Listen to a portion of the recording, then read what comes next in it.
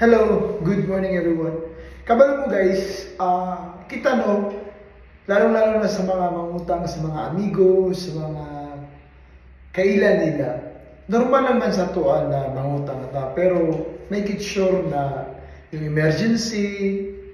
Kasi guys, dili po dalin na ikaw, example, kami OFW, utangan mi, naman po may mga obligasyon na minsan, lisod kayo mo balibad sa tao. Pero anyway, wala man kabalo sa ilang mga giagian. Pero pag ikaw ang utangan, mawala ka sa budget. Instead na ginabudget na niyo mong kwarta, kulang pa yung kwarta, maglisod ka o balibad, para niyo mo balibad nga dili siya masakitan. Kaya usahay, kita nga mo balibad, kita pa'y dautan. Nautro na ka, bago na ka, lahi na ka. So, yun. Ako kasi guys, nagautang man ko, pero dili ko nagautang sa tao. Mas gusto ko mangutang sa kanang mga credit cards kasi wala tayong feelings nga madaot, wala tayong relasyon nga maguba, di ba? So ako, mga credit cards, okay lang yun mangutang ka dyan kasi company naman yan eh.